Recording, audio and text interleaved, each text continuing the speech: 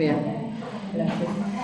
Bien, Estela Inés Moyano es doctora en Lingüística por la Universidad de Buenos Aires, es profesora titular en la Universidad Nacional de Guillermo Brown, investigadora en la Universidad Nacional de General Sarmiento y en la Universidad de Flores. Sus áreas de interés y publicación son el discurso de las disciplinas científicas, la descripción del español desde una perspectiva funcional, la didáctica de competencias discursivas y la implementación, el desarrollo y la evaluación de programas universitarios de lectura y escritura especializadas en español. Diseñó 3 programas de escritura en la universidad, de los cuales dirige actualmente 2, uno en la Universidad de General Sarmiento y otro en la Universidad de Flores. Es autora de la propuesta didáctica Leer y escribir para conocer, aplicable a diferentes niveles educativos. Ha trabajado en la formación de docentes de lengua y literatura en un profesorado universitario, ha dirigido proyectos de articulación entre la universidad y escuelas secundarias, es miembro fundador de la Asociación de Lingüística Sistémico-Funcional de América Latina e integrante de la primera comisión directiva, fue su primera presidenta y fue su vicepresidenta.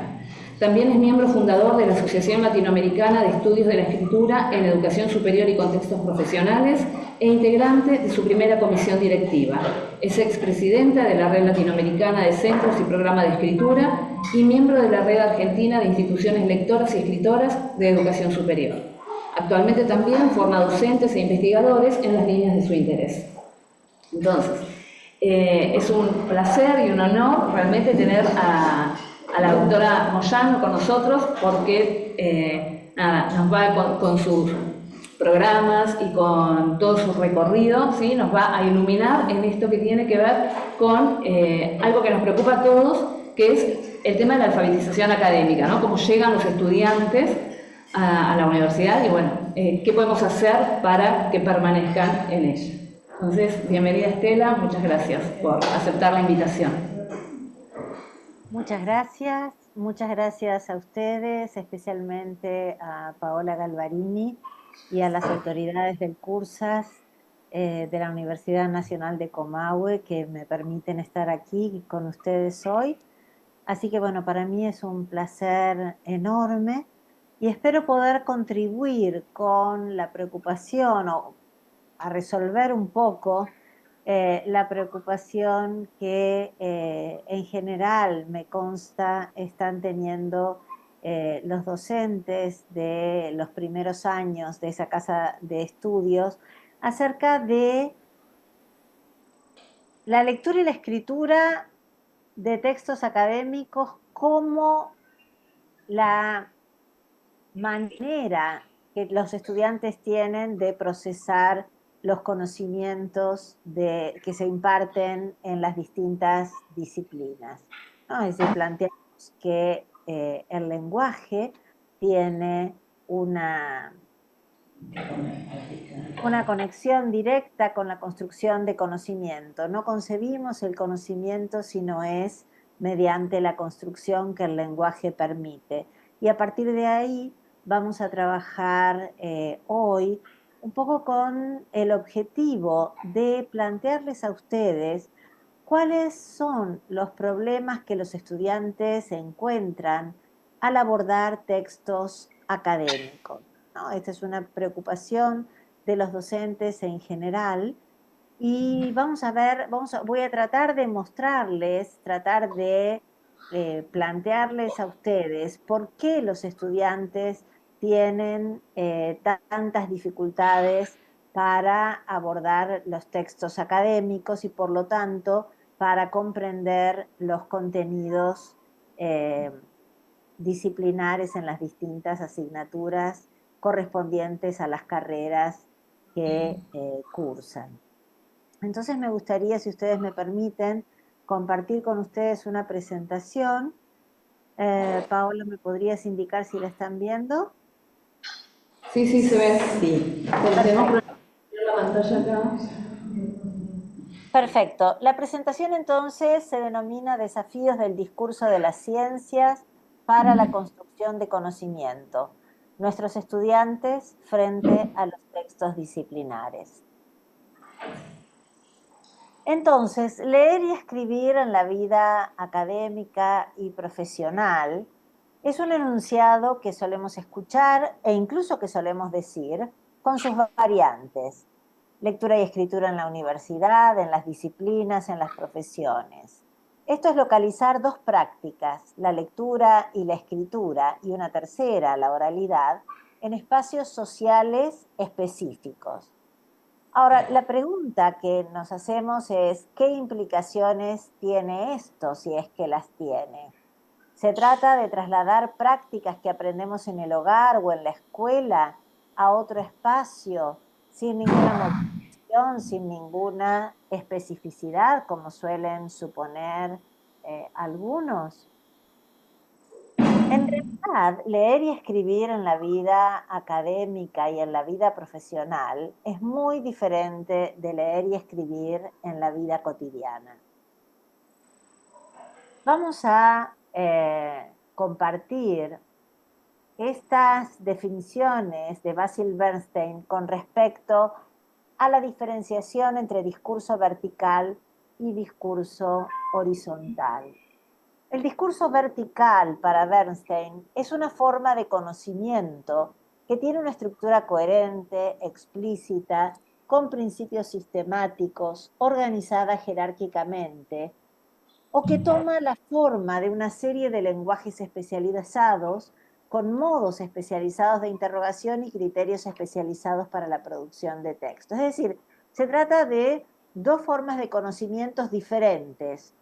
Una, la de las ciencias naturales, que tiene esa estructura coherente, explícita, con principios sistemáticos y organizada jerárquicamente, y otra de las ciencias sociales o de las ciencias humanas, que toma la forma de diferentes lenguajes especializados. Frente a esto, Bernstein caracteriza el discurso horizontal como la forma de conocimiento cotidiano, oral y de sentido común. Fíjense ustedes, no es escrito, sino que es oral y de sentido común, que tiene como rasgos característicos ser local, ser segmentado, ser dependiente del contexto. Es decir, ¿por qué? Porque al ser oral, nosotros hablamos de aquí, allí, eso, esto, aquello, cosa que no ocurre en el discurso vertical. Es además una forma de conocimiento tácita de niveles múltiples, frecuentemente contradictorio entre contextos, pero no dentro de un mismo contexto. Este tipo de discurso facilita y maximiza los encuentros entre personas y diferentes hábitats. El discurso vertical, entonces, tiene que ver con el discurso de las ciencias, tal como lo describen Halliday y Martin. Y el discurso horizontal tiene que ver con el discurso de la vida cotidiana, el que usamos en los ámbitos familiares para comunicarnos con nuestros amigos, con la familia, y para tratar sobre temas muy próximos, qué sé yo, como por ejemplo andar en bicicleta, hacer la comida, intercambiar salutaciones de diferente tipo. Vamos a ver, en cambio, el lenguaje como recurso para la construcción de conocimiento, que tiene que ver con ese discurso vertical. Según la filosofía, según diferentes autores en diferentes líneas de la filosofía, no hay pensamiento sin lenguaje. Lenguaje y pensamiento son inescindibles. Según el constructivismo social, Vygotsky, por ejemplo, el pensamiento es la interiorización de significados sociales mediados por signos. Y necesitamos conocer los sistemas de signos para poder acceder a ese pensamiento. La lingüística sistémico-funcional, que es la teoría lingüística en la cual vamos a basar toda esta presentación, plantea que es el lenguaje el que construye mundo, el que construye relaciones y el que construye texto, relaciones entre distintos sujetos y el que construye texto. El lenguaje entonces construye mundo y ese mundo entonces a través del lenguaje deviene en conocimiento. El lenguaje de la ciencia y el lenguaje de las disciplinas ha sido caracterizado por Halliday, fundador de la lingüística sistémico-funcional, y también por Martin, uno de sus principales discípulos, y por quienes han trabajado con Martin. ¿Y cómo caracterizan a ese lenguaje de la ciencia?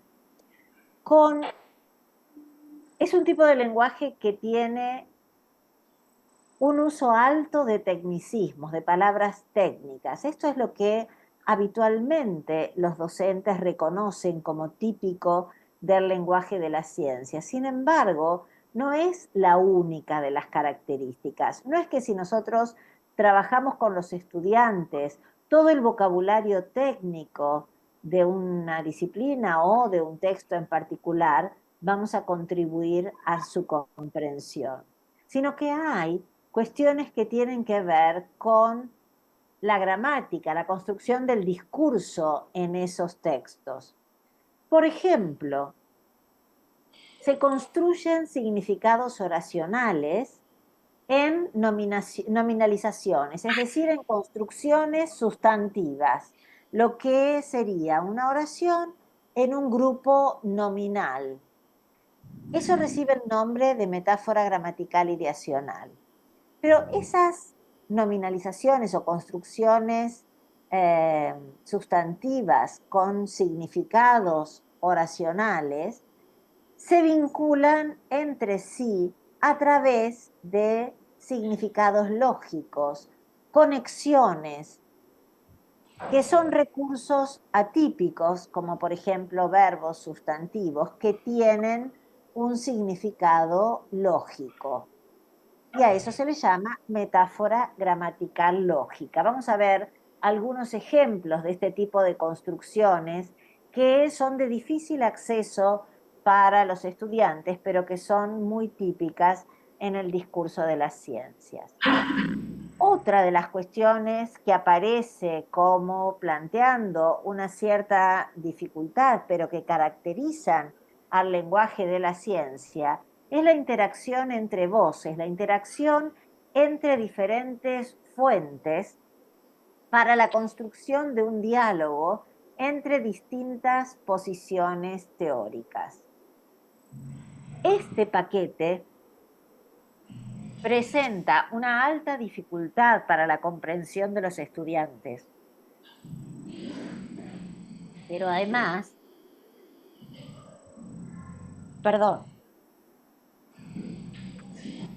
demanda un esfuerzo muy alto en términos de aprendizaje de recursos para aprender a construir el propio texto.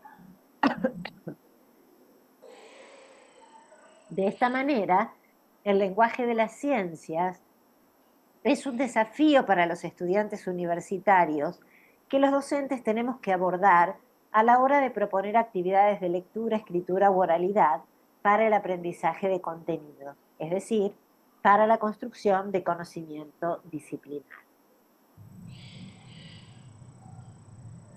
¿Qué puede aportar un docente para el desarrollo de competencias de lectura, escritura y oralidad en estos ámbitos y para contribuir de esa manera a la construcción de conocimiento disciplinar?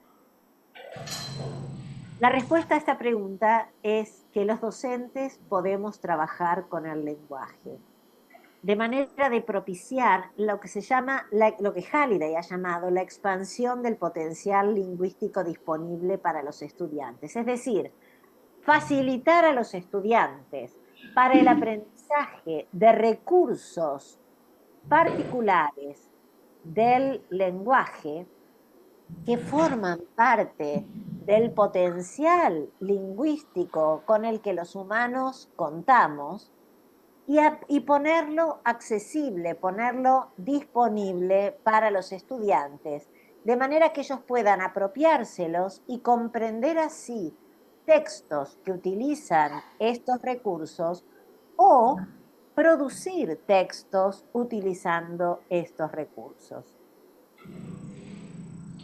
Vamos a ver entonces, en primer lugar, cómo podemos hacer para andamiar la lectura académica.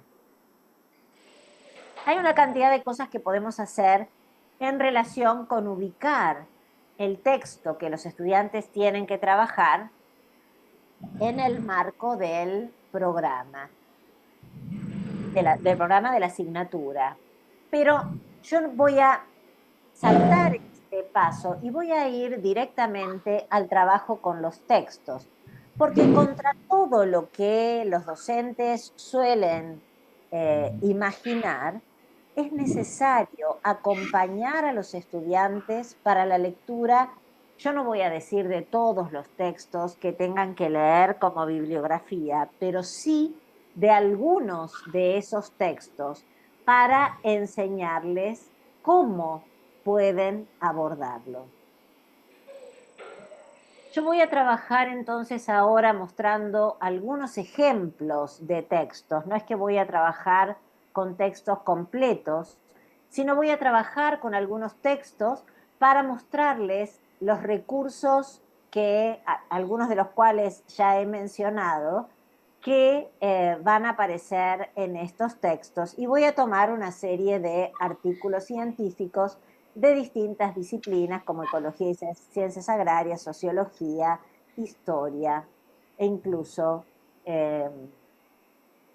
historia.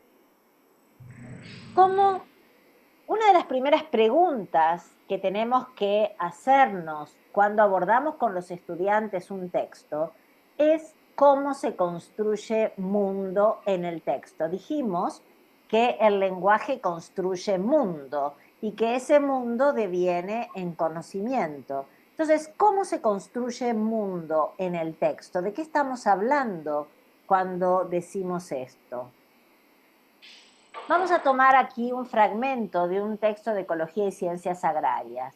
Los sistemas de producción animal con rumiantes se caracterizan en la pradera pampeana por el pastoreo directo de las pasturas.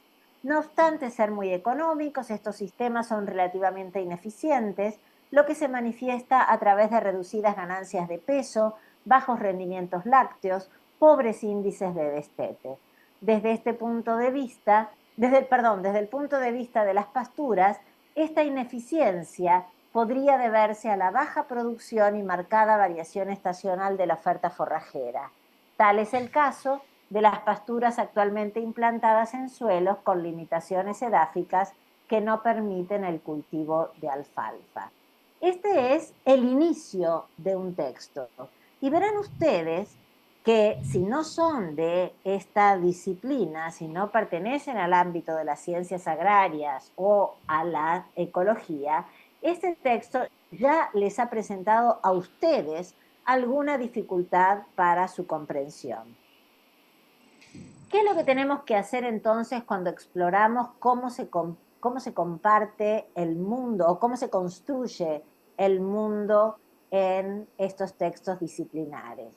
Aquí tienen ustedes marcados grupos nominales, como por ejemplo los sistemas de producción animal, el pastoreo directo de las pasturas, grupos nominales, es decir, construcciones que tienen por núcleo un sustantivo. Y tienen entonces lo que nosotros llamamos dos cadenas léxicas. Uno que tiene que ver con los sistemas de producción animal, que está en color celeste, y otro que tiene que ver con las pasturas y con la producción de pasturas, que está en ese color fucsia. Ven ustedes que hay relaciones entre estos elementos, como por ejemplo repeticiones, sistemas de producción animal, estos sistemas. Relaciones parte todo, sistemas de producción animal como el todo, o pastoreo directo de las pasturas, ganancias de peso, rendimientos lácteos, índices de destete, como parte de ese sistema de producción animal. Y relaciones parte todo también entre el campo de las pasturas, producción, variación estacional.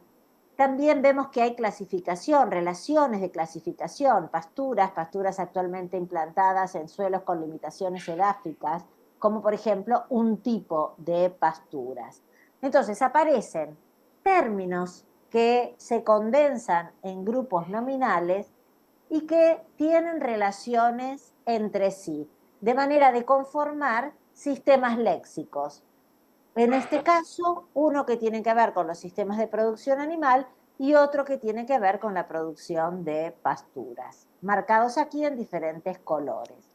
Pero también nos preguntamos qué actividades se llevan a cabo en el texto. Y las actividades suelen estar planteadas, o al menos así nos enseñaron, a través de verbos. Pero los verbos que aparecen en este fragmento en realidad no representan actividades, no representan acciones, sino que son verbos que nos permiten establecer relaciones entre esos grupos nominales.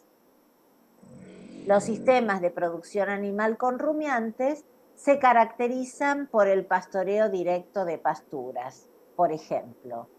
O, no obstante ser muy económicos, son ineficientes. Es decir, se vincula la entidad, sistemas de producción animal o estos sistemas con una cualidad. Son económicos, pero son también relativamente ineficientes, por ejemplo. Pero además aparecen verbos que pueden expresar una relación causal, como ese que tienen en verde ahí. Podría deberse. Esta ineficiencia podría deberse a la baja producción y marcada variación estacional de la oferta forrajera. Es decir, que la baja producción y la marcada variación estacional de la oferta forrajera producen ineficiencia de las pasturas, causan ineficiencia de las pasturas. Y esa propuesta de relación causal, y digo propuesta porque aparece el verbo auxiliar podría deberse, entonces esa posible relación causal está planteada a través de un verbo, no a través de una conjunción como podría ser porque. Y esto es a lo que me refería cuando decía que las relaciones causales en textos de este tipo se expresan, por ejemplo, a través de verbos o a través de sustantivos. En un texto de sociología, el texto que les mostré era el párrafo inicial de un artículo, de la introducción de un artículo de ciencias agrarias. Y ahora tenemos un fragmento de la introducción de un artículo en sociología. Y lo voy a leer también porque son dos textos que vamos a trabajar un poco. En las décadas del 80 y del 90 fueron los sectores populares quienes encontraron en el romper candado una alternativa para solucionar el problema de vivienda. A partir de 2001, cuando los efectos de la crisis se volvieron palpables para la sociedad en su conjunto, los sectores medios sintonizados con la crisis retomaron ciertas prácticas de apropiación de espacios que hasta aquel entonces podían considerarse como una marca de fábrica de los sectores populares. Bajo las nuevas circunstancias, la recuperación revirtió sobre esos sectores populares, implementándose prácticas que, a diferencia de una ocupación popular clásica, trascendieron la mera sobrevivencia individual. La idea consistió en destinar los espacios recuperados a un uso más colectivo y con fines de más largo aliento, ya sea sociales o culturales, o bien una combinatoria de ambos. Vemos entonces en este texto que aparecen dos cadenas léxicas. La cadena que tiene que ver con sectores populares y sectores medios, es decir, con los sectores que conforman la sociedad en su conjunto. Entonces tenemos un todo, la sociedad en su conjunto, y partes, sectores populares, sectores medios, que se van repitiendo a lo largo del párrafo. Y por otro lado, en verde, ciertas prácticas de apropiación de espacios que también están clasificadas en dos. Por un lado, la recuperación de espacios y por otro lado, que tiene que ver con las clases medias, con la ocupación popular clásica, entre comillas, que tiene que ver con la ocupación de parte de sectores populares. Es decir, la clasificación de una cadena léxica está vinculada con la clasificación de la otra cadena léxica. Entonces vemos cómo el mundo se empieza a organizar a partir de estas cadenas léxicas. ¿Qué actividades se llevan a cabo? Aquí sí tenemos lo que llamamos verbos de acción o procesos materiales, sería el término técnico. Los sectores populares encontraron en el romper candado una alternativa para solucionar el problema de vivienda. Los sectores medios retomaron ciertas prácticas de apropiación de espacio. La recuperación revirtió sobre esos sectores populares, implementándose prácticas que, a diferencia de una ocupación clásica, de una ocupación popular clásica, trascendieron la media sobrevivencia individual, y esto consistió, ahí tenemos otra vez un proceso relacional, en espacios recuperados con un uso más colectivo. Es decir, tenemos una serie de actividades, de acciones llevadas a cabo por esos sectores populares y por los sectores medios, y tenemos también en este fragmento, aunque yo no lo he marcado para distinguirlos del otro fragmento, sin embargo tenemos la caracterización o la descripción de algunos elementos como el tipo de recuperación, el tipo de ocupación llamada recuperación, para distinguirla de la ocupación clásica. Además, tenemos aquí una ubicación temporal. Esto de la ocupación de parte de los sectores populares se llevó a cabo en las décadas del 80 y del 90, y luego a partir del 2001 es que nos encontramos con estas nuevas prácticas que constituyen nuevas circunstancias. Entonces ahí tienen ustedes 3 momentos marcados en este color sepia en los que el texto se concentra: las décadas del 80 y el 90, el 2001 y en estas nuevas circunstancias, es decir, en el 2001, pero con esta situación característica. Y finalmente tenemos también otros recursos, como por ejemplo la referencia a los sectores populares a través de una proposición. Sectores populares quienes se encontraron en el romper del candado, o a partir de 2001, cuando los efectos de la crisis se volvieron palpables para la sociedad en su conjunto. Recursos que los estudiantes pocas veces usan en su lenguaje habitual. Otro aspecto que es, bueno, entonces avanzar con esa cuestión a lo largo de la lectura es importante para ver de qué manera ese texto va construyendo mundo y de qué manera va avanzando. Pero esa organización de los conocimientos que se van construyendo tienen una disposición en el texto determinada que nosotros necesitamos identificar, porque van a ayudar de manera muy notable a los estudiantes a poder comprender los textos. Por ejemplo, tienen aquí un texto de historia que se llama Primeros síntomas de revolución en la América Española, Tupac Amaru, 1781-1807. Y el texto comienza diciendo: la paz en que vivieron las provincias hispanoamericanas durante el gobierno colonial fue interrumpida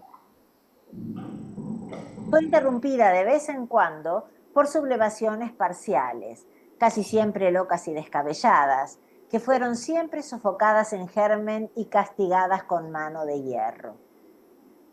A fines del siglo antepasado, esas sacudidas revolucionarias fueron más frecuentes y vigorosas. Es decir, se construye acá un mundo en el que las provincias hispanoamericanas vivían cierto modo que el autor denomina paz. Y señala que esa paz fue interrumpida por sublevaciones que fueron sofocadas. A continuación, plantea que la más notable de esas sublevaciones tuvo lugar en las provincias del sur del Virreinato de Perú y cundió fácilmente en la región septentrional del Virreinato del Río de la Plata. ¿Qué está haciendo aquí el autor entonces? Está anticipando de qué va a tratar el texto. ¿Qué es lo que se va a desplegar como información en el texto? Estas interrupciones de la paz en las provincias hispanoamericanas, como las llama el autor, y en particular de una de esas rebeliones, la que aparece en el título, la rebelión encabezada por Tupac Amaru. Y en los párrafos sucesivos plantean en celeste, ¿no? El llamamiento de la insurrección había cundido de inmediato en otras provincias. A pesar de esto, la insurrección se extendía rápidamente en las provincias del norte del Virreinato del Río de la Plata. Es decir, plantea la situación general en ese celeste subrayado, plantea aquella rebelión de la que se va a ocupar y luego muestra cómo esa rebelión o esa insurrección se va distribuyendo en distintos lugares del Virreinato del Perú. Por eso habla de otras provincias y también incluso en el norte del Virreinato del Río de la Plata. Así se va desplegando el texto, que es mucho más extenso, hasta llegar al final, en el que el autor recupera todo lo que fue desplegando en el texto y dice, con tan cruel, en verde, con tan cruel e injustificable perfidia, terminó la rebelión encabezada en tinta por el cacique Tupac Amaru. Entonces lo que hace es empaquetar todo lo que fue desplegando a partir de aquel momento de anticipación que vimos en celeste subrayado. Caracteriza a Tupac Amaru como superior por su inteligencia, va a calificar a los españoles y a los indígenas, que eran los que se enfrentaron durante esa rebelión. Si nosotros analizáramos el texto, veríamos cómo efectivamente en la construcción de Mundo podemos observar la construcción de dos grupos que en las actividades que se construyen, el autor muestra como enfrentados incluso en batalla.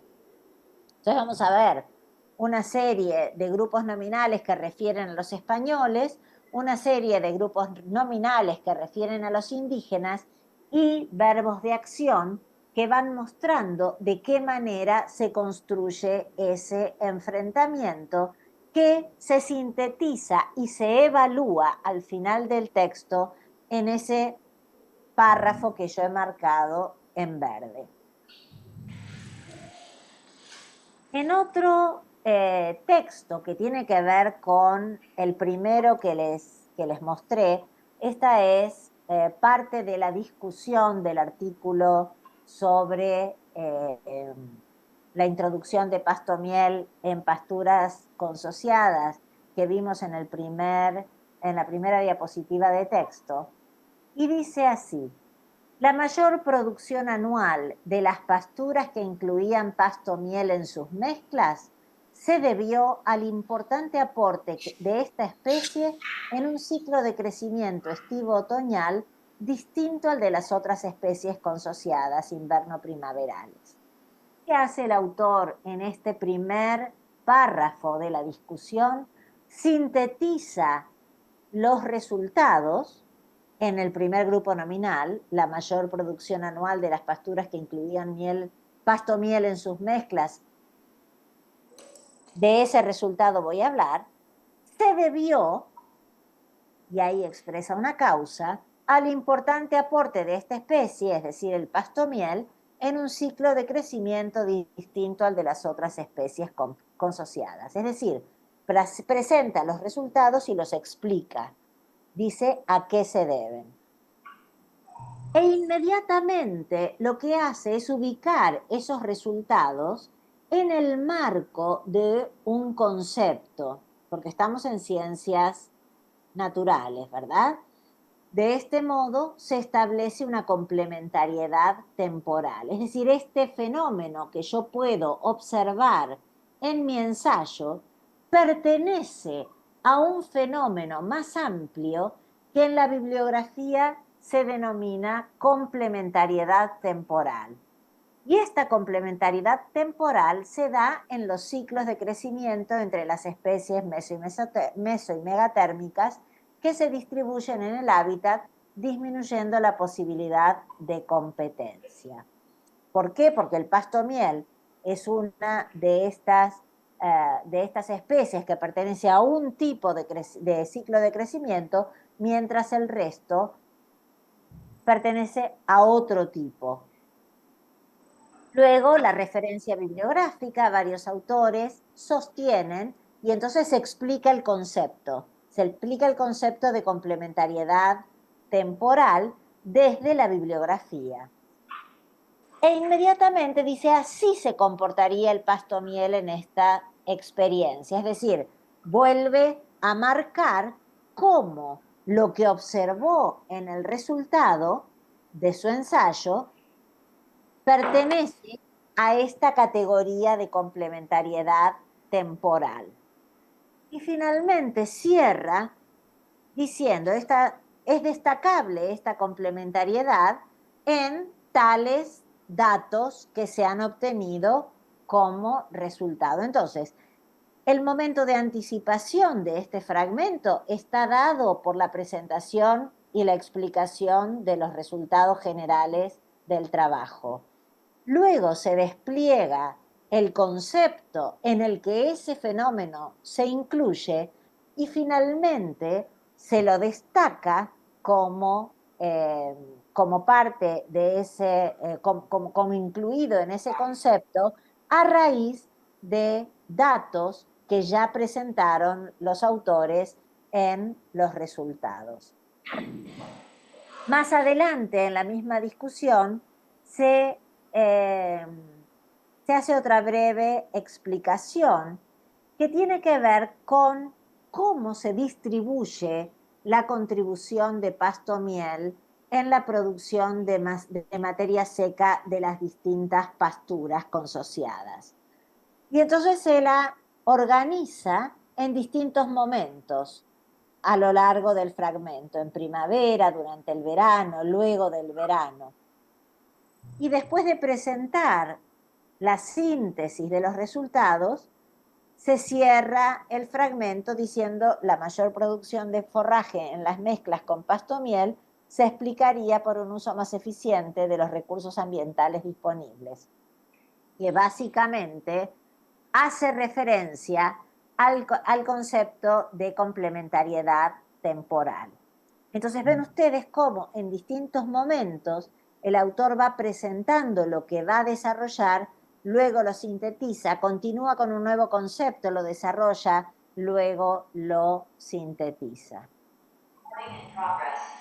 Y en el texto de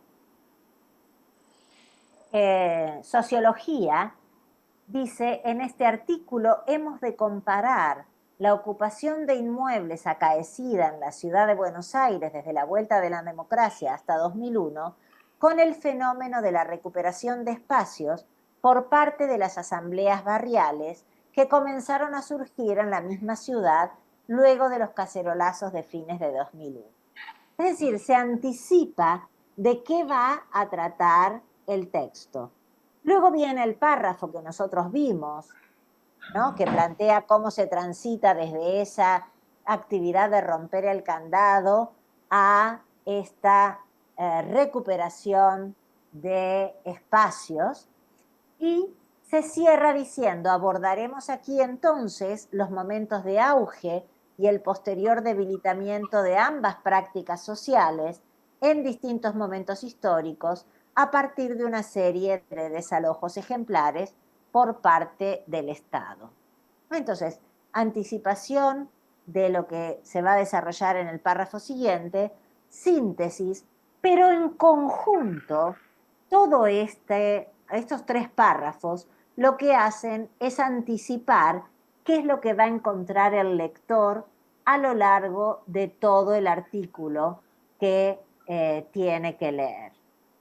Entonces, este trabajo de mostrar cómo hay momentos de anticipación y momentos de síntesis permite al estudiante empezar a buscar esos momentos de anticipación y de síntesis que van a darse, como vimos en el artículo anterior, de manera repetida a lo largo del texto y que le van a permitir observar cómo la información se va distribuyendo en ese texto. Es decir, el autor del texto, y esto lo tienen que aprender como futuros escritores, va andamiando la lectura. Va diciéndole al lector, mira, yo ahora te voy a hablar de tal cosa.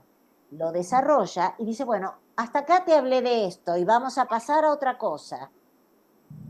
Y así hasta que llega al final y empaqueta todo lo visto en el texto. Otra cuestión que es importante mostrarles a los estudiantes es cómo se conecta la información en el texto. Y aquí tomamos un texto de Hobsbawm que es extenso, es el capítulo 6 de un libro clásico que resulta de difícil lectura. Tengan en cuenta que los títulos, como vimos en el caso de el relato acerca de la rebelión de Tupac Amaru, también funcionan como anticipación de todo lo que se va a desarrollar. Entonces aquí tenemos el anuncio de lo que va a desarrollarse en este capítulo, que es la segunda fase de la industrialización en Gran Bretaña. Entonces el texto dice, la primera fase de la industrialización británica había llegado a sus límites, o por lo menos parecía estar a punto de alcanzarlos. Afortunadamente, iba a comenzar una nueva fase de industrialización. Y acá tenemos aquello de lo que se va a ocupar el texto, esa nueva fase de industrialización que ya anunciaba el título. E inmediatamente se la caracteriza, que proporcionaría, y ahí usamos un verbo que no tiene que ver con acción, un sostén mucho más firme para el crecimiento económico, la de las industrias de base, el carbón, el hierro y el acero. La época de crisis para la industria textil fue también la del advenimiento del carbón y del hierro, la época de la construcción ferroviaria. Este fragmento anticipa todo lo que se va a desarrollar en este capítulo. Pero antes de desarrollarlo, el autor propone la expresión de 2 causas para este proceso, que están marcadas con negrita y subrayado. 2 razones convergentes explican este proceso. La primera, y una serie de información en varios párrafos, hasta que de pronto el lector se encuentra con que dice el texto, sin embargo, la segunda razón. Entonces vemos de qué manera el autor, si bien aquí con mayor dificultad que en otros textos, va marcando cómo comprender la información y cómo lo que está planteando en este momento tiene que ver con 2 causas para el nacimiento de esa nueva fase de industrialización. Entonces, ayudar a los estudiantes para que aprendan a buscar estas señales en el texto que van anunciando las relaciones causales entre cuerpos de información extenso, permiten que ellos pongan la señal de alerta o encuentren señales de alerta en el texto y puedan avanzar en la comprensión. Por eso es importante que nosotros les planteemos a los estudiantes el uso de esquemas que puedan favorecer la organización de la información, que puedan sintetizar la información a la que van accediendo en un texto con expresiones sintéticas que les permitan tener un mapa conceptual o un esquema de contenido que les permita ver las relaciones entre largas porciones de información en ese texto. En otro momento de ese mismo capítulo, ya no se habla de las causas, sino de las consecuencias del fenómeno. Las consecuencias de estos cambios no se dejaron sentir en Gran Bretaña hasta después de la crisis de 1870. Y en el párrafo siguiente, dice el autor, pueden advertirse 3 consecuencias de este cambio en la orientación de la economía británica. La primera es la revolución industrial, pero varios párrafos después, por eso aparecen esas señales de corchetes que marcan fragmentos de textos aquí elididos, varios párrafos después tienen la segunda consecuencia de la nueva etapa, un fragmento de texto extenso y después una tercera consecuencia. Lo que es importante aquí es que si ustedes tuvieran frente a ustedes el texto de Hobsbawm, verían que hay extensos fragmentos de texto.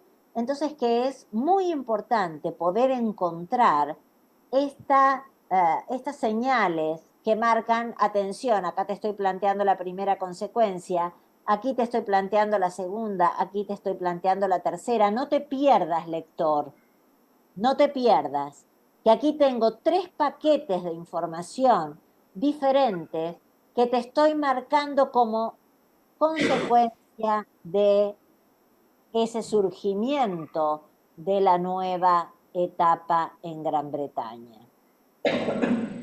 de la cual te presenté ya las causas. Y finalmente, aquí, así pues, Gran Bretaña entró con los ferrocarriles en el periodo de la plena industrialización. Su economía ya no se sustentaba en peligroso equilibrio sobre la estrecha plataforma de 2 o 3 sectores pioneros, especialmente el textil, sino que descansaba firmemente en la producción de materias básicas. Y la consecuencia, lo que a su vez facilitó la penetración de la tecnología y organización moderna, de manera de cerrar este capítulo y plantear a Gran Bretaña como el único taller del mundo.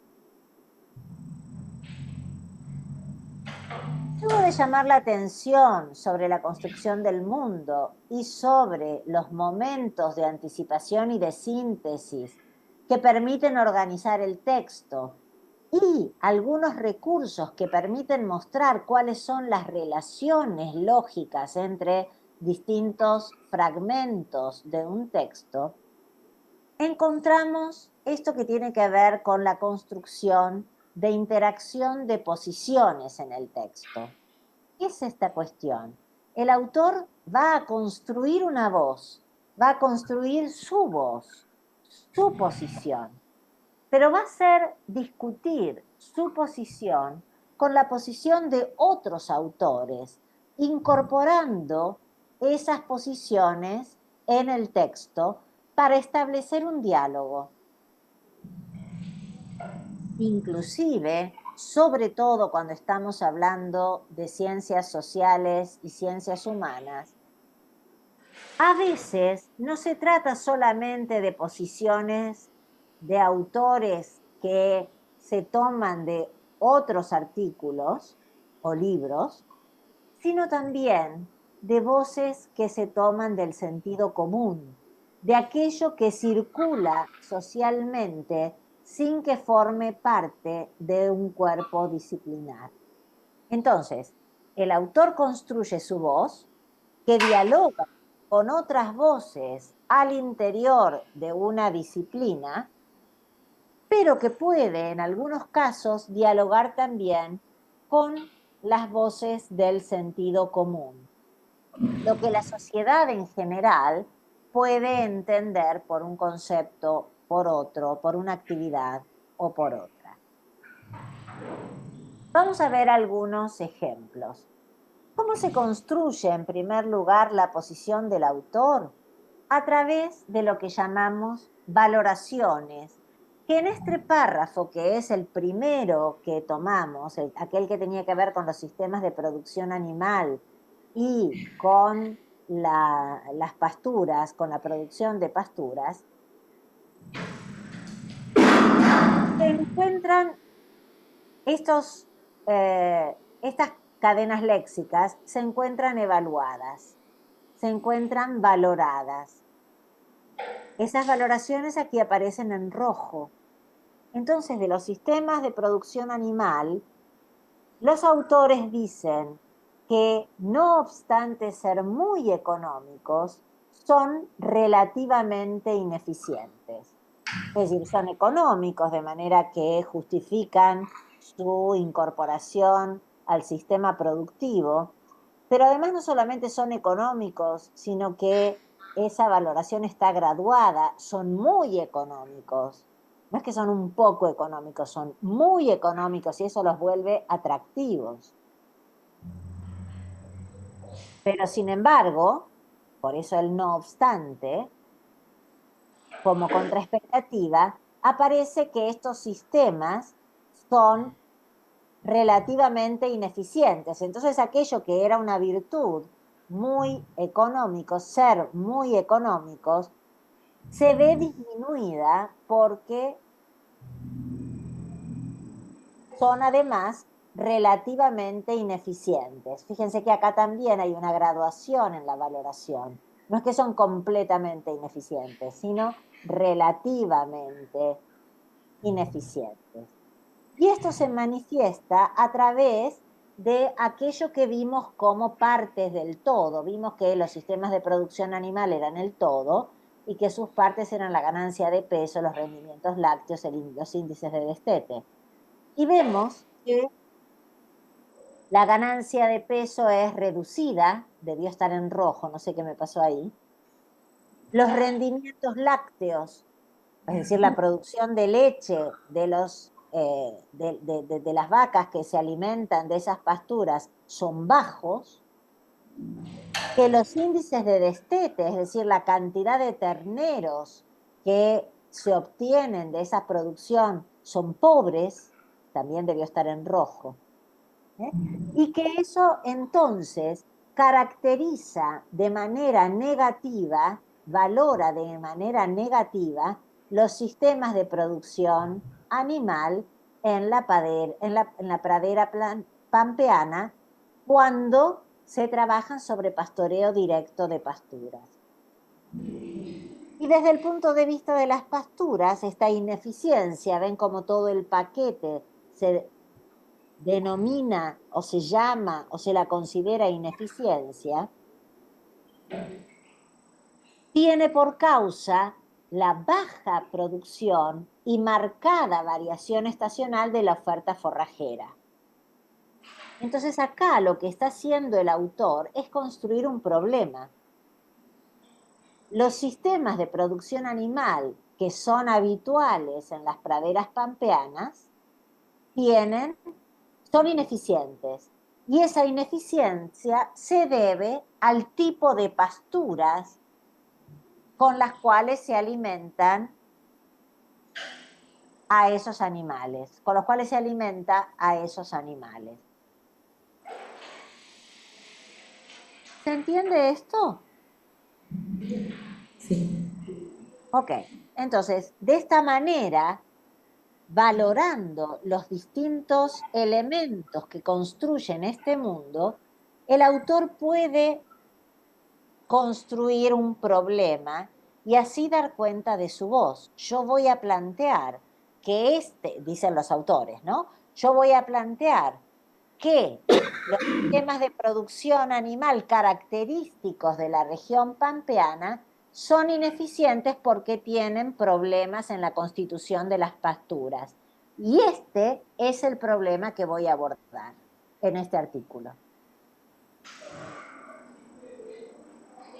En otro momento, en el momento, ¿se acuerdan de la discusión cuando hablaba de la complementariedad como concepto que explicaba el aumento de la producción al introducir una especie determinada, como era el pasto miel, a las pasturas? Se produce entonces complementariedad entre las distintas pasturas, de manera que unas producen en primavera y otra, el pasto miel, en primavera, en otoño y en invierno, y el pasto miel mayormente en el verano. Dice, esta complementariedad es destacable. Entonces ahí construye su posición diciendo, bueno, llama la atención, es destacable como una valoración positiva la complementariedad que se construye entre las distintas especies cuando se introduce a las especies comunes de utilización habitual, cuando se introduce el pasto miel en esas pasturas, porque aparecen tales y tales datos que dan cuenta de el crecimiento de la producción anual del forraje, lo que permite volver a los sistemas más eficientes. Con el mejoramiento de las pasturas, los sistemas de producción animal se vuelven más eficientes. ¿Cómo interaccionan posiciones en los textos? Ya no solamente tenemos que ver de qué manera el autor construye su voz, sino cómo a través de otros recursos que también se corresponden con el sistema de la valoración en la lingüística sistémico-funcional, en el nivel del discurso, que tienen que ver con lo que en otras maneras de abordar el discurso se llama la citación. Por ejemplo, la incorporación de voces de otros autores. Varios autores, fulano, mengano, citados por el primero, sostienen que las especies de requerimientos muy similares tienden a no coexistir. Basados en este principio, sugieren que la diversidad de especies en comunidades naturales implica que sus componentes ocupan nichos distintos, nichos de producción diferentes. ¿Esto cómo se explica? Con que el pasto miel produce en una cierta época del año, mientras las otras pasturas producen en otras épocas del año, de manera tal que cuando no estaba el pasto miel, había un periodo en el verano en que la pastura quedaba muy reducida y eso disminuía la producción animal. Entonces, las especies de requerimientos muy similares tienden a no coexistir, es decir, a no ocupar los mismos nichos productivos. Así, de esta manera, se comportaría el pasto miel en esta experiencia, ocupando un nicho térmico vacante, es decir, un nicho térmico que no ocupan las otras pasturas, ilustrado por la disminución de la producción estival, es decir, en el verano, que manifiestan las especies mesotérmicas. Es decir, bueno, este concepto de complementariedad temporal me permite mostrar cómo un cierto espacio del año va a estar ocupado por la producción de las pasturas que habitualmente se utilizan, de las especies que habitualmente se utilizan en las pasturas, en la pradera pampeana, mientras que en otra época del año será el pasto miel el que ofrezca forraje suficiente para complementar la producción de esa pastura. Entonces esto yo lo puedo decir porque hay autores que plantearon una posición teórica y de esta manera lo que hace el autor es traer voces de otros autores, porque sobre esa base teórica ellos van a construir nuevo conocimiento, incorporando la experiencia que ellos tuvieron en el ensayo en esa formulación general de la que hablaba Bernstein. Bernstein planteaba, como vimos, que en el discurso vertical hay un tipo de discurso que tiene que ver con las ciencias naturales, en el que fenómenos particulares forman parte de lo que se entiende como fenómeno general.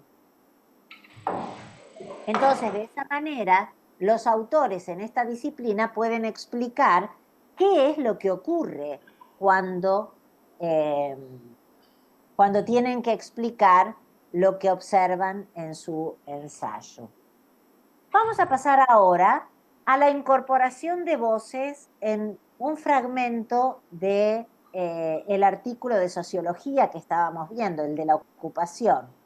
Entonces vemos que dicen los autores, ya no se trató, pues, de asegurar la reproducción más inmediata favorecida, según la expresión de Topalov, 1979, por el efecto útil de aglomeración de la ciudad. Entonces aquí otra vez se está trayendo la voz de un autor, pero aquí no se lo utiliza como base, es decir, se discute con él. En el otro caso, al no haber negación, quiere decir que se acepta lo que los autores dicen, pero acá hay una negación, ya no se trató de esto, que dice Topalov. Y explica el autor o los autores, al menos temporariamente, se fueron tejiendo en el ámbito de la ciudad una red de lugares afines sintonizados con la crisis, definidos en torno a una respuesta colectiva a la exclusión socioeconómica y laboral. Es decir, se rechaza lo dicho por Topalov y se plantea una respuesta diferente a la pregunta que se hace el artículo. Y luego se continúa, se concede primero, si hasta hace pocos años estas acciones fueron motorizadas exclusivamente por sectores populares, contra lo que se esperaba, luego de los cacerolazos fueron los sectores medios, o bien una conjunción de sectores medios y populares, quienes concibieron en la ocupación de inmuebles ya no una táctica de subsistencia, que si recuerdan ustedes era lo que pasaba con los sectores bajos de la población, sino una herramienta política frente a una sociedad cada vez más desigual. El autor entonces construye su voz en oposición a lo sostenido por otros autores, como por ejemplo Topalov, en el mismo campo. El otro fragmento, también este que trata de ocupación y recuperación de espacios, dicen los autores, las categorías analizadas en este artículo, ocupación y recuperación, circunscriben en términos de Segato diversas formas de alteridad histórica que la autora define como una serie de atributos de los grupos sociales cuyas maneras de ser otros en el contexto de la sociedad nacional se deriva de esta historia y hace parte de esa formación específica. Ven ustedes aquí que no hay ninguna señal de negación con respecto a lo que dice Segato. Esto significa que los autores se fundamentan en Segato, aceptan la propuesta de Segato y la toman para construir su propia posición. Y esto se ve confirmado en lo que sigue, desde esta consideración inicial, desde esto que decía esta autora, resulta inteligible por qué la categoría de squatter, cuyo origen se remonta a ocupaciones de casas y edificios en Europa, donde por lo general se desarrollan complejas organizaciones culturales y sociales de sectores medios, fíjense que este paréntesis que explica la categoría de squatter remite a otras fuentes también, a otras voces que aquí no son citadas directamente, pero que son referidas por el término squatter. Entonces, esta categoría resulta inadecuada, dicen los autores, para aludir a nuestros ocupantes vernáculos, cuyo surgimiento histórico se articula con un contexto nacional radicalmente distinto. Un equívoco similar, y acá, atención, voy a traer a cuento, dicen los autores, algo que también voy a rechazar. Un equívoco similar puede ser señalado en torno a la extrapolación del término ocupas. Y utiliza el mismo tipo de recurso. Si bien ambas guardan algunas similitudes con las recuperaciones de los cacelorazos, más que importar nociones de identidad formadas en otros contextos nacionales, el desafío sería, según Segato, que es la autora en la cual se basan estos autores, trabajar y dar voz a las formas históricas de alteridad existentes.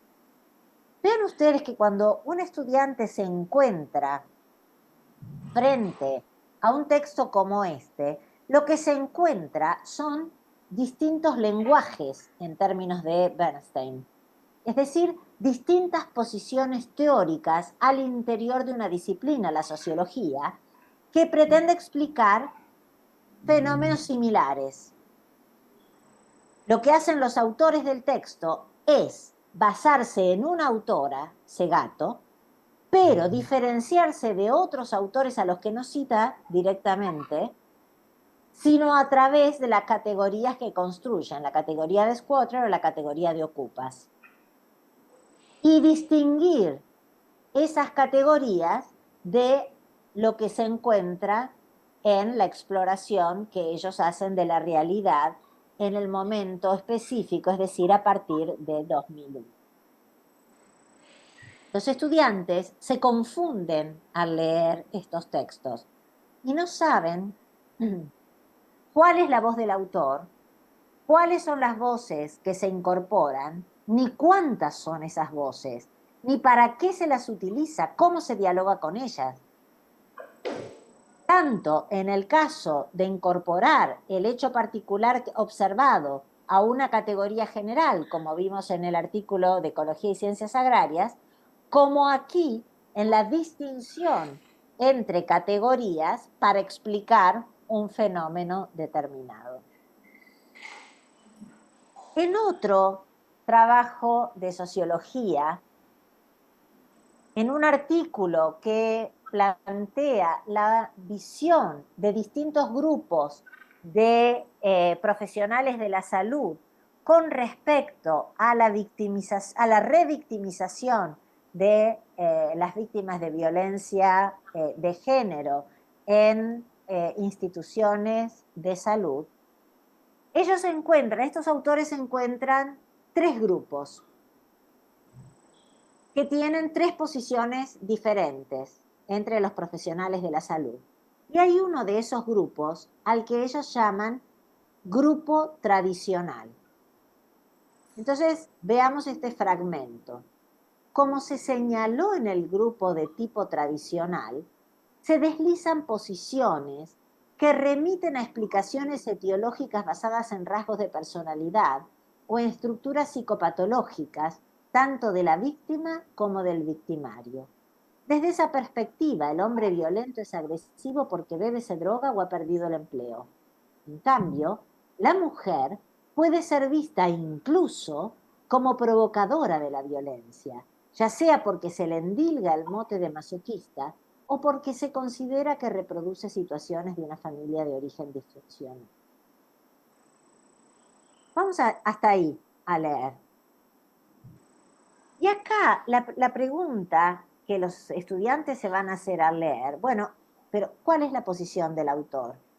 ¿Es el autor el que cree que se justifica el accionar del hombre porque tiene estos problemas, bebe, se droga o perdió el empleo? Y la mujer es incluso provocadora de la violencia porque es masoquista, porque reproduce situaciones de una familia de origen disfuncional. Esa es la posición del autor. Fíjense que ustedes tienen recursos para mostrarles a los estudiantes, para mostrar que no es esa la voz del autor, que esa es la voz del grupo tradicional, porque esas interpretaciones están introducidas por verbos como se deslizan, posiciones que remiten a tal cosa. Desde esa perspectiva, el hombre es violento porque bebe, se droga o ha perdido el empleo, y la mujer es provocadora de la violencia porque se le endilga. ¿Quién le endilga ese mote de masoquista? El grupo tradicional. Fíjense que esto tiene que ver con lo que puede ocurrir en muchas oportunidades en los medios de comunicación cuando se plantean problemas de violencia de género. Entonces acá lo que se está tomando es la voz de un grupo de profesionales de la salud, el grupo llamado tradicional, que toma posiciones del sentido común generalizado. Ojo, porque si la mujer se queda por algo es, o porque ella es la que provocó la violencia, o porque es masoquista, o porque como está acostumbrada a vivir en situaciones de origen disfuncional, dicen los autores, frente a estas representaciones, frente a las representaciones del grupo tradicional, es de destacar que la mayoría de los estudios en el tema muestran que la incidencia de trastornos mentales entre los agresores no es mayor que las que se observa entre la población general. Entonces no hay manera de justificar por esas circunstancias que el hombre sea violento. Entonces hay un rechazo de la posición del grupo tradicional. Vamos a ver rápidamente algo de esto que les explicaba hoy con respecto a la metáfora gramatical ideacional y la metáfora gramatical lógica. Metáfora gramatical ideacional, esas construcciones oracionales que se compactan y se expresan simplemente en un grupo nominal, y la metáfora lógica, verbos, sustantivos que construyen relaciones lógicas en una oración. Entonces volvemos a nuestro artículo sobre producción de pasturas. La mayor producción anual de las pasturas que incluían el pasto miel en sus mezclas se debió al importante aporte de esta especie en un ciclo de crecimiento estivo-otoñal distinto al de otras especies consociadas. Fíjense que podemos dividir a esta oración en tres partes. La primera, un grupo nominal, que tienen anotado acá, la mayor producción anual de las pasturas que incluían pasto miel en sus mezclas. ¿Cómo podemos reformular esto en una oración? Las pasturas que introdujeron pasto miel en sus mezclas produjeron más materia seca por hectárea por año que las que no lo incluyeron. Esto de que las que no lo incluyeron está elidido. La mayor producción, fíjense, mayor es comparativo. Si hay mayor, quiere decir que hay menor. La mayor producción anual de las pasturas que incluían pasto miel en sus mezclas. Las pasturas que introdujeron pasto miel en sus mezclas produjeron más materia seca por hectárea por año que las que no lo incluyeron. Tenemos entonces un grupo nominal que tiene el significado de una construcción oracional. Es más, de una construcción oracional que incluye a su vez una proposición incrustada, que introdujeron pasto miel en sus mezclas. Entonces ven ustedes la complejidad de la información que aparece compactada en este grupo nominal. Luego tenemos el verbo, se debió, pero lo podemos reemplazar por una conjunción. Si yo tomo la oración, las pasturas que introdujeron pasto miel en sus mezclas produjeron más materia seca por hectárea por año que las que no lo incluyeron, porque esta especie aportó una importante cantidad de materia seca en un ciclo de crecimiento estivo-otoñal distinto del de las otras especies consociadas, inverno-primaverales. Pero esto que acá aparece como una oración, en el texto original aparece como otro grupo nominal. al importante aporte, esta especie aportó, al importante aporte de esta especie en un ciclo de crecimiento distinto al de las otras especies consociadas. Es decir, esta especie, el pasto miel, aportó una importante cantidad de materia seca en un ciclo de crecimiento distinto al de otras especies consociadas. Ven ustedes entonces cómo en una sola oración tenemos una cantidad de información importante que se puede desempaquetar para que el estudiante pueda completarlo, comprenderlo. Sin embargo, lo que el estudiante debe saber es que el estilo de la producción científica es este. Y esto es lo que él tiene que aprender a leer, pero también aprender a producir.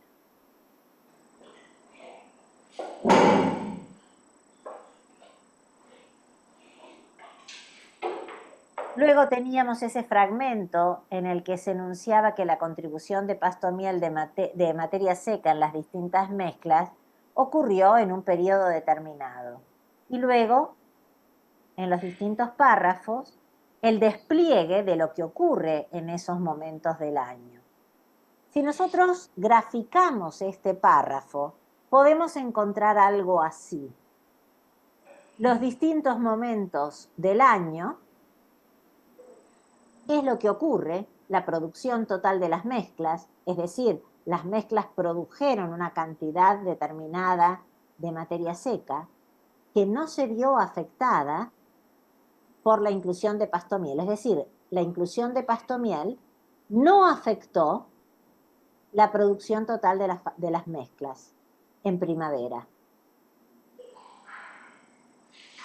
Pero durante el verano, la inclusión de pasto miel sí afectó la producción. ¿Qué hizo? Causó, determinó un incremento en la producción de forraje, un aumento en la producción de forraje, que la producción de forraje fuera mayor. Luego del verano, otra vez, la producción de las distintas pasturas no estuvo afectada por la inclusión de pasto miel, es decir, la inclusión de pasto miel no afectó la producción de las distintas pasturas luego del verano, de manera que la producción de las distintas pasturas se mantuvo constante. Y de esta manera hubo suficiente pasto para alimentar a los animales a lo largo de todo el año. Pero fíjense entonces cómo el uso de metáforas gramaticales, ideacionales y lógicas se utiliza para explicar este fenómeno. Afirmando, como determinó, o negando la relación causal entre un grupo nominal y el otro.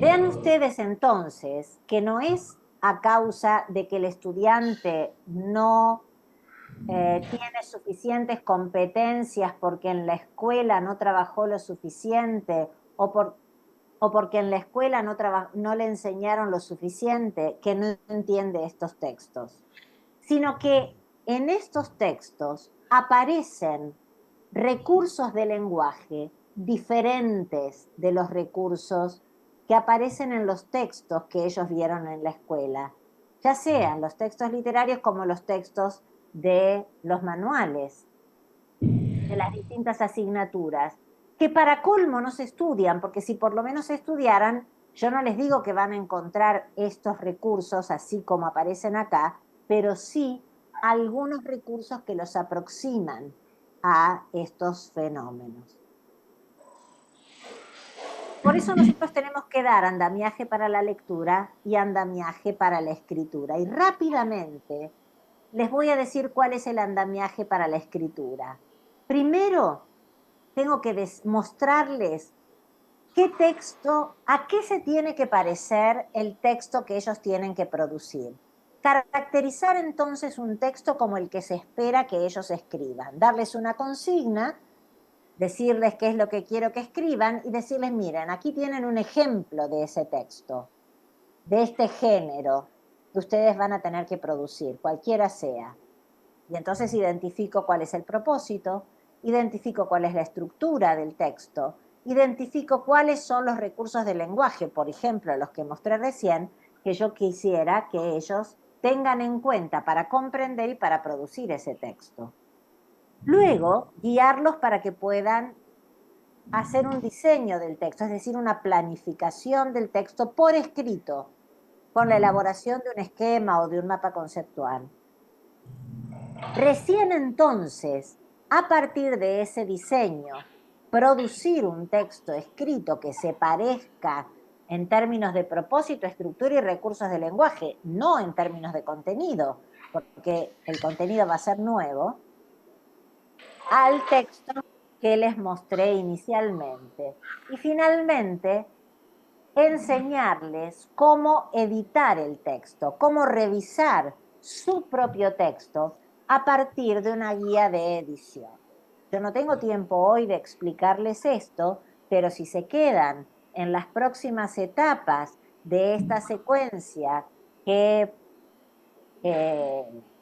fue preparada para ustedes, vamos a tener oportunidad de explicar un poquito más cómo es esto. Aquí tienen ustedes lo que es el diseño de leer y escribir para conocer, que sintetiza este andamiaje de la lectura y la escritura que nosotros tenemos que producir para nuestros estudiantes en las distintas asignaturas. Y por último, para la oralidad académica, simplemente partir de la elaboración de un texto escrito, esquematizarlo y luego exponerlo oralmente para los no expertos y para los expertos, como podrían ser ustedes, proponer partir del diseño directamente del texto oral que quieren producir para la exposición oral, como estoy haciendo yo en este momento preciso. Entonces, todas estas actividades pueden ser realizadas por docentes no expertos en lingüística. De hecho, yo no usé términos teóricos de la lingüística para explicar las características de los textos que les presenté.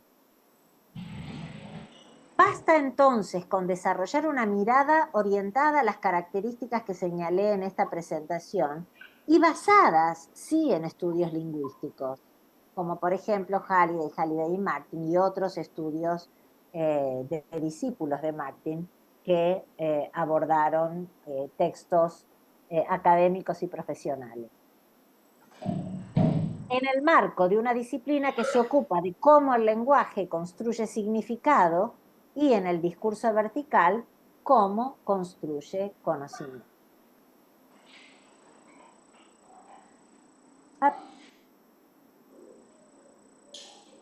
Muchas gracias. Entonces, esto ha sido todo en relación con la presentación. De manera que quedo ahora. Gracias. De manera que quedo ahora disponible para todas las consultas, todas las objeciones. Yo acepto que me peleen, que me digan esto no se puede. Y vamos a conversar acerca de qué les pasó a ustedes cuando vieron esto, que así de movida puede parecer monstruoso. Bien, bueno, abrimos el debate, la participación, ¿sí? Yo no sé de qué manera es mejor para que lo vea a ustedes. Ahí se ve, ustedes que miran en la... Sí, se ve. Perfecto, o sea, ahí se ve el público. Se ve el público y bueno, también están los que están conectados. Sí.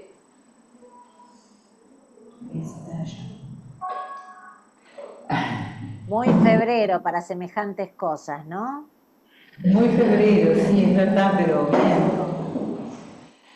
¿Alguien quiere comentar algo?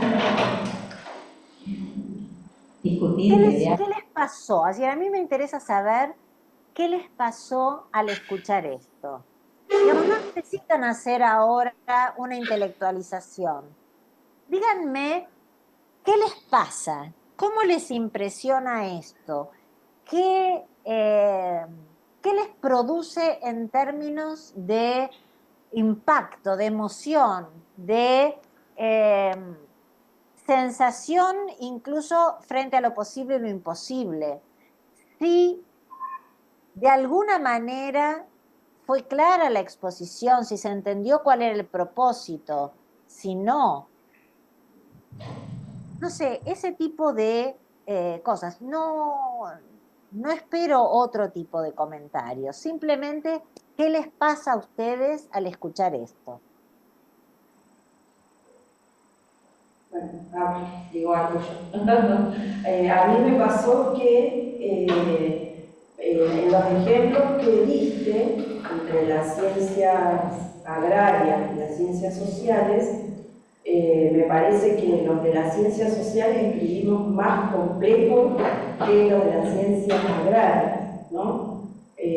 O hay ciertos textos, mientras ponías los ejemplos, me acordaba por ahí de textos que nosotros damos en primer año, que son complejos, y que algunos nos tenemos que sentar con el estudiante a desarmar y decir, bueno, fíjense que acá dice esto, y a lo mejor es un párrafo, y en el párrafo, cuando hacen el esquema, le lleva, no sé, 3 hojas para hacer un esquema y empezar a desentrañar. Y nosotros lo hacemos a lo mejor con un texto, y decimos, ay, bueno, listo, ya está, ya aprendieron, y después cuando van a otro texto, se olvidaron todo. No, Bueno, no es que se olvidaron todo, es que ahí tenés es cierto lo que estás planteando. Yo no alcanzo a verte, no sé cómo te llamas. Liliana. Liliana. Sí, allá está levantando. Acá, soy yo. No sé hasta dónde Sí, puedo ver. sí, Tenemos te veo ya chiquitita. Liliana, efectivamente, lo que vos decís es así. A ver, no sé, en cuanto a grado de complejidad, son distintos tipos de complejidad, porque son distintos tipos de discurso.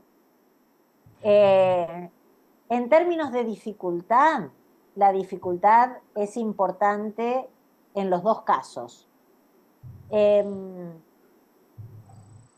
Con respecto a lo que vos planteás, es verdad que cuando uno trabaja un texto, trabaja a partir de ese texto, solamente resuelve el problema de ese texto en particular. Y entonces es muy difícil que el estudiante pueda transferir esa experiencia a otro texto, sino una reflexión acerca de lo que se observó en términos de lenguaje. Halliday, por ejemplo, plantea en este sentido que es necesario no solamente aprender el lenguaje, sino aprender el tipo de recursos, sino aprender acerca del lenguaje. Es decir, teorizar un poquito acerca de esos recursos de manera de poder aplicarlos a otra situación, poder entender cómo construyen conocimiento y poder aplicarlos a otra situación. Entonces, reflexionar un poquito acerca de qué recursos, por ejemplo, se utilizan para tomar distancia de otros autores, la negación, la concesión, son recursos que se pueden aplicar, o el uso de estas palabras para tomar distancia, se deslizan, no sé, se afirma desde esta perspectiva, es decir, ir sistematizando esos recursos para que los estudiantes lo tengan en cuenta cuando ven otro texto, también es necesario. Si nosotros nos quedamos solo con trabajar un texto en particular, esa transferencia se hace difícil. Si nosotros ayudamos a que los estudiantes aprendan nuevos recursos que no tenían registrados, esto en términos de Halliday es expandir el potencial de significación, aprender recursos para la producción de cierto tipo de significado, como puede ser también la metáfora gramatical y la sea ideacional o lógica, ¿no? Teorizar un poquitito acerca de eso les permite a los estudiantes tomar nota para después poder decir, ah, mira, esto que estaba en el texto pasado aparece también en este. También usar la lectura compartida en más de un texto. Yo entiendo, no se pueden usar todas las clases para leer de manera conjunta, pero utilizar un par de clases, sobre todo en los primeros años, para que los estudiantes empiecen a aprender esos recursos.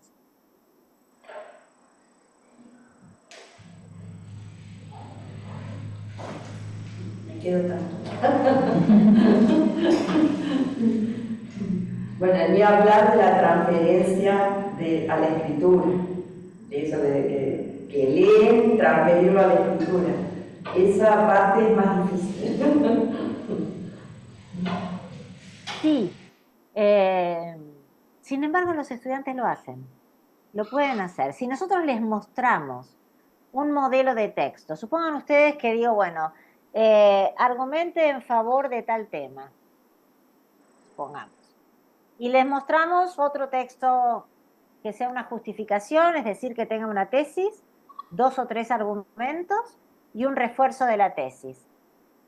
Entonces le muestro esa estructura, pero le muestro además los recursos de lenguaje más sobresalientes que se utilizaron en el texto y los pongo en una guía de edición.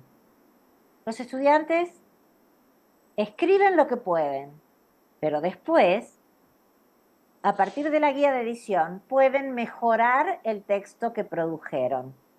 ¿Por qué? Porque sistematizan aquello que aprendieron en la deconstrucción del texto modelo. Tenemos ejemplos de casos en los que eso ha ocurrido. Los podría mostrar en otra ocasión, pero sí, tenemos ejemplos.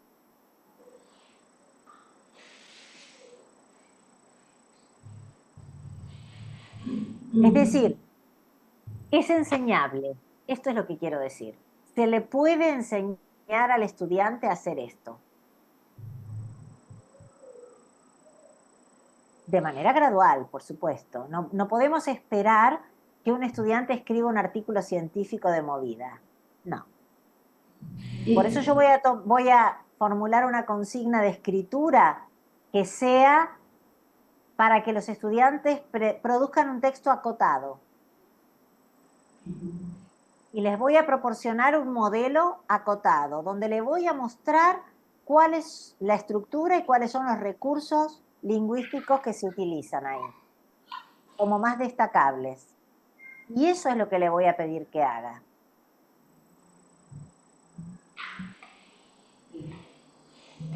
Lo que pasa es que para la lectura tienen que leer textos de otra naturaleza, textos de mayor extensión, textos de mayor dificultad, seguro. Pero yo voy a establecer como profesor una diferencia entre el texto que leo y el texto que les pido o el texto que les doy a leer y que leo con ellos y el texto que les pido que escriban.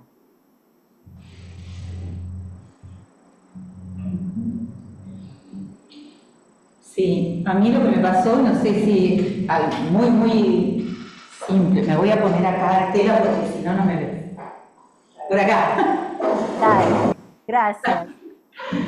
Sí, no, me parece que muy simple, como lo más básico, me parece a mí cada vez que hacemos este tipo de trabajo que lo que me pasa es que siempre es un descubrimiento la complejidad de los textos que damos para leer y cómo esa complejidad no la hacemos explícita, generalmente damos el texto pensando que estamos dando una lectura inicial, como vos dijiste, así empieza. Este es el párrafo de inicio del artículo, en un momento dijiste así, no me acuerdo si era el de Ciencias Agrarias.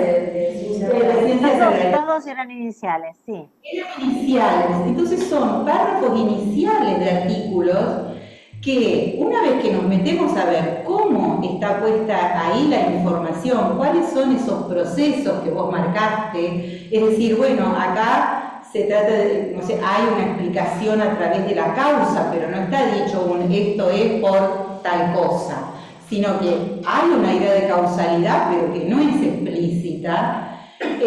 Sin embargo, la damos No, por perdóname, te interrumpo. Está explícita. Solamente pero, que se construye con recursos diferentes de los del lenguaje del sentido común. cotidiano, exacto, a eso iba. O la otra donde se construyen como dos series, digamos, que se oponen o que se comparan, al menos en uno de los textos de sociología, y también tampoco es tan evidente que ahí hay dos conceptos o dos nominalizaciones y después hay referencia a esas nominalizaciones distintas. Digo, por más que uno lo hace y lo hemos ejercitado, siempre este tipo de exposición donde se muestra eso, me vuelve a producir lo mismo, es esa sensación de wow, todo lo que había ahí y hasta que no me metí no lo pude sacar. Nada, esa sensación y bueno, también a mí me parece que este trabajo de mostrar un camino de lectura, que es lo que vos hiciste con los textos, mostraste una lectura, a mí me parece que puede ser llevado a cabo por los docentes de cada una de las disciplinas. Porque sin ser especialistas en lingüística, el docente de ciencias agrarias lee ese texto y obtiene, lo interpreta, obtiene ese significado. Entonces, me parece que es como poder mostrar cómo cada uno construye esa interpretación en su propia disciplina, sin ser un especialista en lingüística. Totalmente. Grupo nominal o eso son como capas por encima, pero igualmente se construye. Totalmente, totalmente. Lo que pasa es que también es importante detenerse a mostrar al menos los recursos que les presenté hoy, porque son reflexiones sobre el lenguaje, no aparecen como reflexiones súper recontraespecializadas en el sentido de que yo necesito estudiar lingüística para identificar estos recursos. No. Pero sí es necesario identificar esos recursos, porque vuelvo a decir, si yo trabajo con un texto, pero no reflexiono acerca de cómo se construye el significado en ese texto y no veo los recursos del lenguaje que están apareciendo como novedosos, el trabajo me va a servir solo para un texto y no me va a servir para aplicarlo a nuevas experiencias. Entonces, la reflexión acerca del lenguaje es necesaria. Aunque sea, digamos, aunque sea hecha por alguien que no sea especialista en lenguaje, estas categorías que yo acabo de presentar son de fácil acceso y de fácil comprensión por un profesional que maneja discurso disciplinar porque es profesional. Entonces, reflexionar acerca de estos recursos con los estudiantes nos permite hacer transferencia. De otra manera, esa transferencia no se hace. Y a nosotros no es que nos preocupe solamente la comprensión de un texto. Nos interesa que los estudiantes comprendan varios textos, que puedan ir aprendiendo gradualmente a aproximarse a esos textos, de manera que la actividad tiene que ser repetida, no puede haber lectura de un único texto en toda la carrera, sino que todo profesor en distintos niveles debería leer con el estudiante un par de textos en distintos momentos de la cursada. Digo, por separado, ¿no? Es decir, un texto, otro texto. Porque es importante generar en los estudiantes una reflexión acerca del lenguaje que le permita entender cómo se construye significado, es decir, cómo ese significado al que ellos tienen que acceder está, en términos de Vygotsky, mediado por el lenguaje. En términos de Halliday, construido por el lenguaje. De manera que es indisoluble.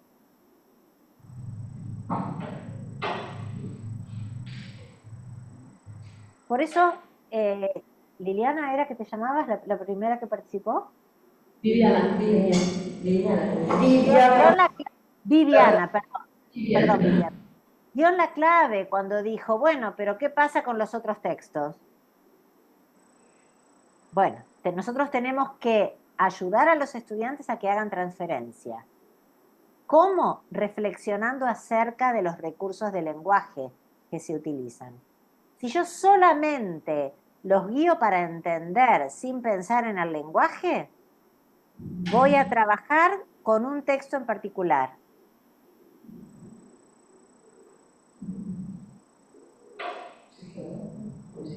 Y ahí va a quedar mi trabajo. Si yo reflexiono acerca del lenguaje, voy abonando la posibilidad de que el estudiante aplique esto a otros textos, para lectura y para escritura.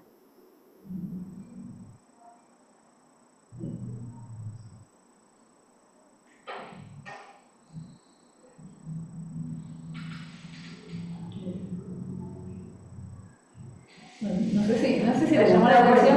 Está bueno, o sea, cuando veíamos, cuando damos el ejemplo con el texto de ciencias agrarias, ¿no?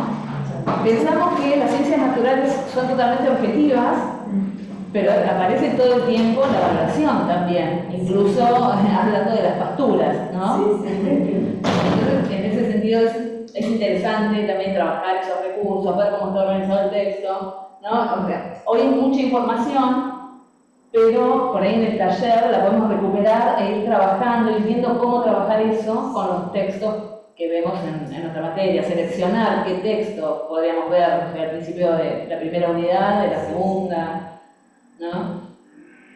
Sí, la guía de edición me interesa. ¿Cómo, perdón?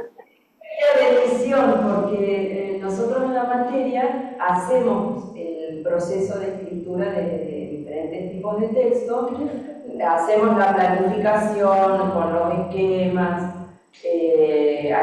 muchos se saltan esa etapa y van directamente a la escritura, y después la etapa de revisión también la saltean o la saltan, ¿no? O no la quieren hacer. O le claro, ellos esperan que sea el docente el que les dice que, claro. Que tienen que corregir y no les gusta, ellos dicen, no, yo escribo y listo, y ahí está. Y después cuando revisan, se asombran de las revisiones, inclusive entre pares, ¿no? Entre los compañeros.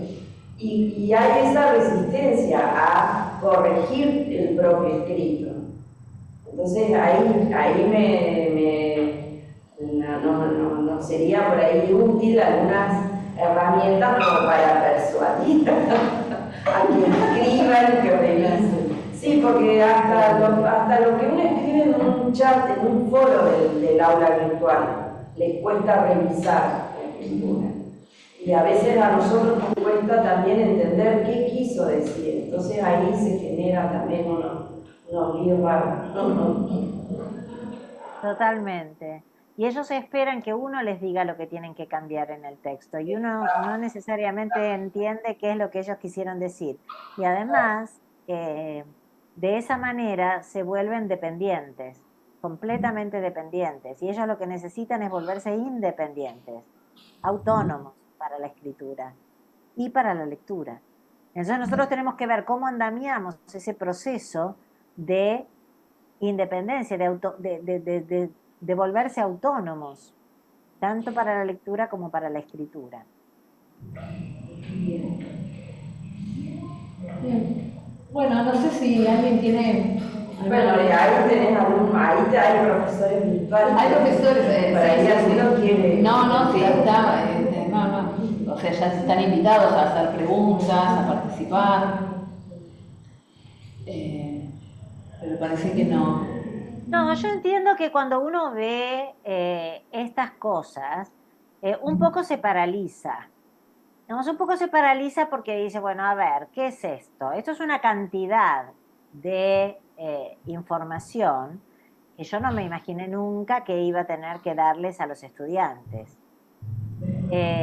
O esto es una cantidad de observaciones, son una cantidad de observaciones acerca de un texto que yo no hubiera hecho nunca. Bueno, de eso se trata, de empezar a descubrir cuáles son los aspectos claves del lenguaje, de las disciplinas, que permite la construcción de significado en esos campos disciplinares. Porque lo que ocurre es que el estudiante cuando se encuentra con textos de este tipo, con este tipo de recursos, que son los textos normales que aparecen en las distintas disciplinas, el estudiante siente que el texto construye como una barrera. No puede construir significado a partir de eso que observa. O construye significado erróneo, en el sentido de atribuirle a distintos sujetos distintas posiciones que en realidad no son las que ellos están sosteniendo. Entonces, bueno, por eso es que es tan importante que nosotros los ayudemos a entender estas cosas. Germán, ¿vos prendiste la cámara? ¿Querías decir algo?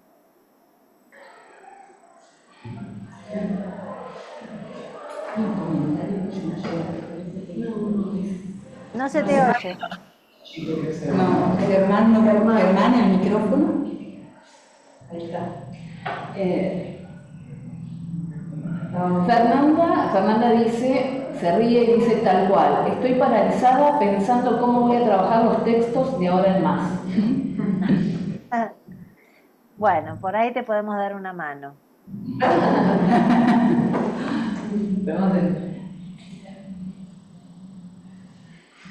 Con 3 o 4 elementos podemos darles así lo que yo hice fue presentar 3 o 4 elementos para abordar. Entonces, bueno, se trata de mirar los textos con los que ustedes trabajan desde esta perspectiva, tomando en cuenta estas 3 o 4 cosas. Bien, además es decir que esto incluso, o sea, esto es bueno hacerlo con los alumnos de primer año, pero también con los de años más avanzados, ¿no? No, puede hacerlo porque hasta uno mismo se sorprende, ¿sí? Analizando los recursos lingüísticos, descubriendo las estructuras y demás. Por supuesto, los estudiantes no aprenden de una sola vez. Es necesario repetir experiencias con distintos textos para poder incorporar estas cosas. Y los estudiantes tienen necesidad de aprender lectura y escritura, no solamente en primer año, sino a lo largo de toda la carrera. ¿Por qué? Porque aparecen nuevos géneros, porque aparecen distintas cosas novedosas que ellos tienen que abordar.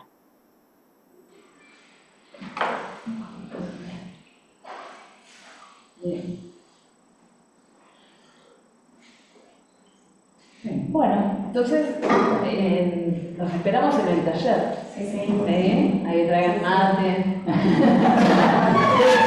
Textos y mates. ¿Ya tienen que traer algún texto, Estela, para el primer encuentro?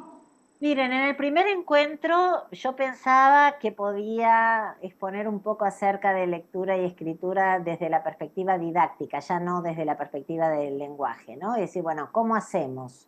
¿Qué podemos hacer? Entonces, tomar un rato para eso, pero si ya pueden ir eligiendo con qué texto, o sea, hay dos cosas que pueden elegir. Yo pensaba darlos para el segundo encuentro, pero si ya lo empiezan a pensar desde acá, es mejor todavía. Empiezan a pensar qué texto les gustaría trabajar para lectura compartida con los estudiantes y qué piensan que sería útil que el estudiante escribiera en el contexto de la asignatura que ustedes tienen. Para eso yo les recomiendo mirar los contenidos mínimos, ver qué es lo que los estudiantes tienen que hacer y ahí descubrir entre eso y su programa, descubrir qué sería interesante o qué le aportaría al estudiante, la producción de qué texto le aportaría al estudiante una oportunidad de aprendizaje, de reflexión sobre los contenidos de la asignatura. Puede ser un texto breve, puede ser un texto más largo, de acuerdo con la necesidad, puede ser un texto académico, puede ser un texto profesional, de acuerdo con la necesidad. Uno tiende a pensar que generalmente en primer año sería la producción de un texto un poco más sencillo. Pero bueno, piensen ustedes qué es lo que creen que sería adecuado solicitarles a los estudiantes. Bien, perfecto. Bueno, entonces nos encontramos el 18. ¿no? 18. Sí, el 18. Bueno, muchísimas gracias, Estela. Gracias. No, al contrario, muchas gracias a ustedes nuevamente y espero no haberlos desconcertado. Gracias. Gracias. Hasta pronto. Hasta el 18. Hasta el 18.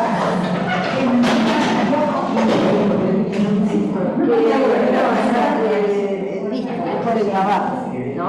Sí, acá yo lo puedo tener la grabación. Ah, sí, de tener grabación, no sé dónde se va a